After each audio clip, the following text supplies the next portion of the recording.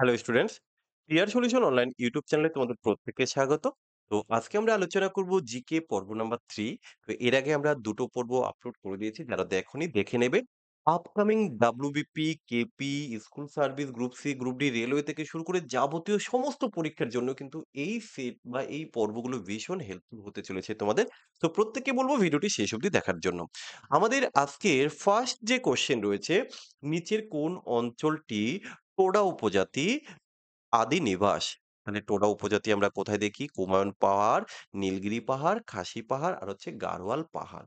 এখানে সঠিক উত্তর হয়ে যাবে অপশন বি, নীলগিরি পাহাড়। টোডারা হলো একটি দ্রাবিড় উপজাতি যারা মূলত তামিলনাড়ুর এই নীলগিরি পর্বত কোথায়? তামিলনাড়ুর নীলগিরি পর্বতে অবস্থিত, অর্থাৎ তামিলনাড়ুতে। আচ্ছা, আমরা বাকি অপশনগুলো একটু দেখে নেব। এই যে কুমায়ুন পাহাড়, আ গাড়োয়াল পাহাড় এই দুটি কোথায় অবস্থিত? এই দুটি হচ্ছে উত্তরাখণ্ডে। ঠিক আছে? উত্তরাখণ্ডে অবস্থিত। আর খাসি পাহাড়টা কোথায়? খাসি হচ্ছে মেঘালয়ে। খাসি হচ্ছে মেঘালয়ে অবস্থিত এবং খাসি উপজাতির বাসস্থান। পরের কোয়েশ্চেন।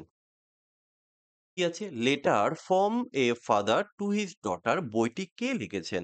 তো এই বইটির লেখক হচ্ছেন জওহরলাল নেহেরু, ভারতের ১ম প্রধানমন্ত্রী। জওহরলাল নেহেরু কত সালটা হচ্ছে 1928। চেষ্টা করবে এই ইনফরমেশন গুলো একটু মনে রাখার। এত সালে জেল থেকে তার ১ম ১০ বছরের কন্যা ইন্দিরাকে ৩০ টি চিঠি লেখেন।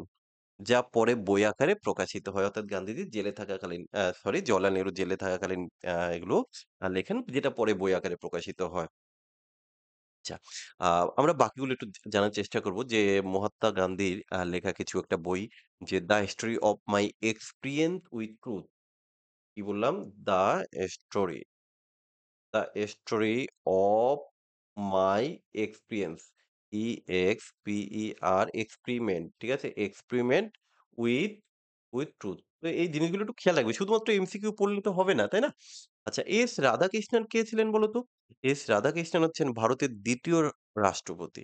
ভারতের ২য় রাষ্ট্রপতি। আচ্ছা, পরের কোয়েশ্চেন। স্বরাজ আমার জন্মগত অধিকার উক্তিটি কার? এই উক্তিটি হচ্ছে এই বাল গঙ্গাধর তিলকের। তাই তো? তিনি কিন্তু লোকমান্য নামেও পরিচিত ছিলেন। আর তার সম্পূর্ণ উক্তিটা কি ছিল?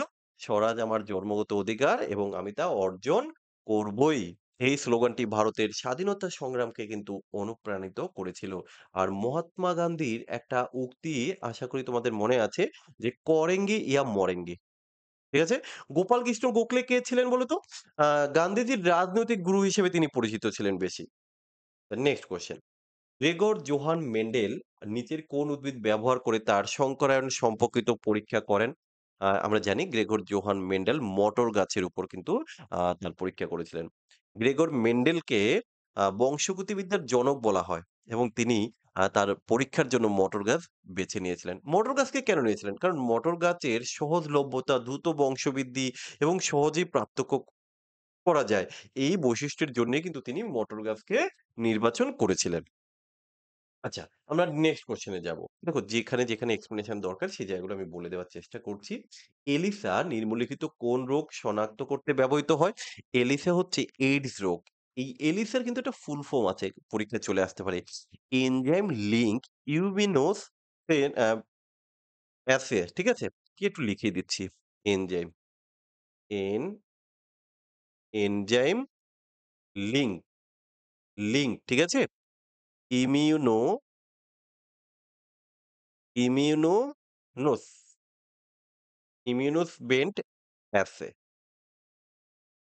তাহলে এই এলিসার ফুল ফর্মটা একটু জেনে রাখার চেষ্টা করবে। পরীক্ষাটা মূলত এইডস রোগ সৃষ্টিকারী এইচআইভি ভাইরাসের উপস্থিতি শনাক্ত করতে ব্যবহার করা হয়।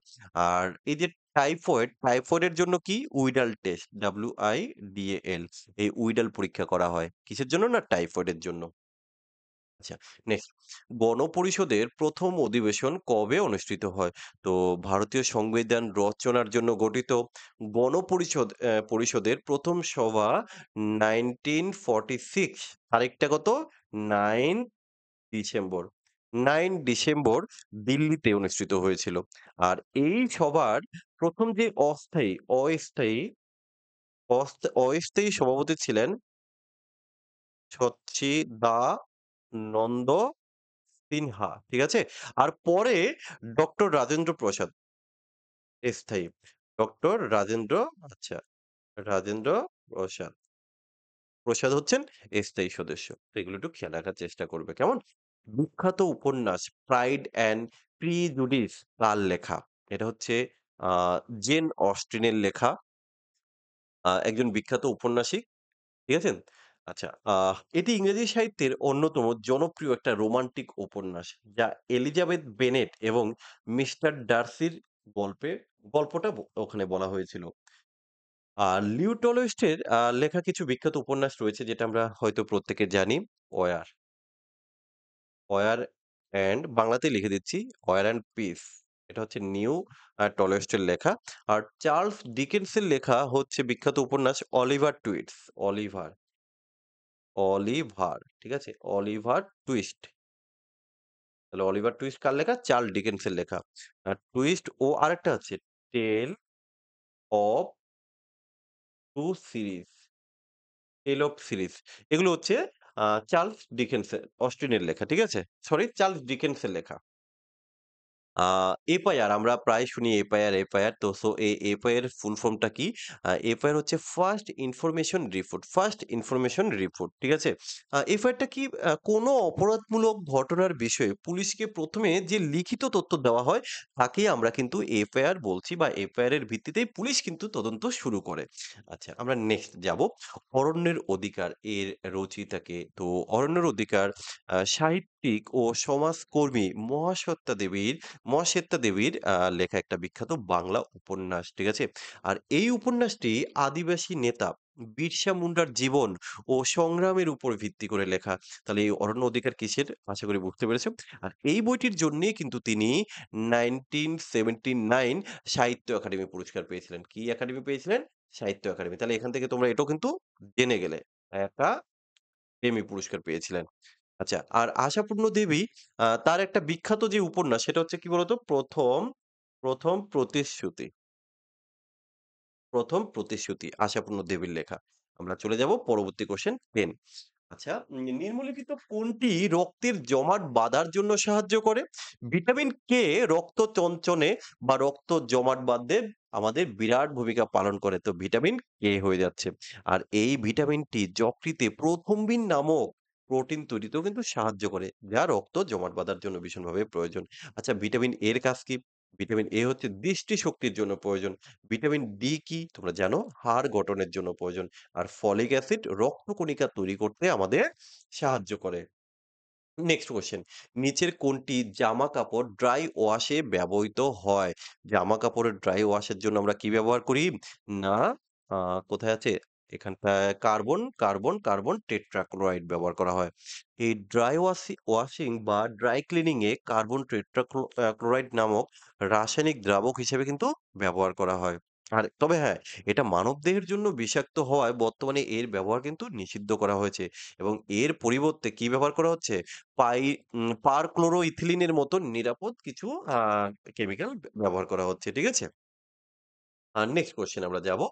মটর গাছের মূলের অবুর্দে বসবাসকারী ব্যাকটেরিয়া হলো। তো মটর গাছে কি থাকে?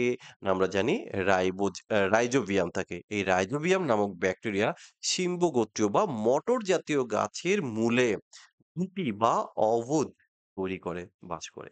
এবং বায়ুমণ্ডল থেকে সরাসরি নাইট্রোজেনকে মাটিতে মেশাতে সাহায্য করে। আর এই প্রক্রিয়াকে নাইট্রোজেন সংবর্ধন প্রক্রিয়াও কিন্তু বলা হয়, যা কিনা মাটির উর্বরতা বৃদ্ধি করে। নেক্সট তুঙ্গভদ্রা নদী যার উপনদী। তুঙ্গভদ্রা কার? তুঙ্গভদ্রা হচ্ছে কৃষ্ণা নদীর উপনদী। আর দক্ষিণ ভারতের কিন্তু একটা গুরুত্বপূর্ণ নদী এটা। ঠিক আছে? কর্ণাটকে তুঙ্গা এবং ভদ্রা নামক ২ টি নদীর মিলনে এই নদীর সৃষ্টি হয়েছে। আর বিজয়নগর সাম্রাজ্যের ঐতিহাসিক রাজধানী হাম্পিও কিন্তু এই নদীর তীরে অবস্থিত। তাহলে এখানে আমরা পেলাম যদি কোয়েশ্চেন আসে হাম্পি কোন নদীর তীরে? তাহলে আমরা বলব কৃষ্ণা নদীর তীরে অবস্থিত। তাই তো? আচ্ছা। Next question. মুঘল সম্রাট আকবর তার সাম্রাজ্যকে ভাগ করেছিলেন কতগুলো সুবাতে? তো মুঘল সম্রাট আকবর তার বিশাল যে সাম্রাজ্য প্রশাসনিক সুবিধার জন্য তিনি ১২ টি সুবাদে বা প্রদেশে বিভক্ত করেছিলেন। এই প্রতিটি সুবার শাসনভাগ একজন সুবেদারকে দেওয়া হতো। আকবরের রাজত্বের শেষের দিকে সেই সুবার সংখ্যা যেটা ১২ ছিল সেটা বেড়ে হয়েছিল কয়টি? ১৫ টি। ওকে? আমাদের লাস্ট কোয়েশ্চেন দেখো কি আছে? ব্রিটিশ সরকার কত সালে ভারতবর্ষের আওলাট আইন পাস করেন? ১৯১৯ সালে। আর এই ১৯১৯ সালে কি হয়েছিল? ১৯১৯ এর ১৮ই মার্চ ভারতে দমনমূলক রাওলাট আইন পাস করা হয়। এই আইন কিন্তু কালা কানুন নামেও পরিচিত ছিল। কারণ এটি সরকারকে কোনো কারণ ছাড়াই যেকোনো ভারতীয়কে বিনা বিচারে গ্রেপ্তার করার ক্ষমতা দিয়েছিল। এর প্রতিবাদেই জালিয়ানওয়ালাবাগের হত্যাকাণ্ড ঘটে। তো এই ছিল আমাদের আজকের সেটের মোস্ট ইম্পোর্টেন্ট কোয়েশ্চেন। আমরা এর পরের ক্লাসে আরো কোয়েশ্চেন নিয়ে আসি তোমাদের জন্য।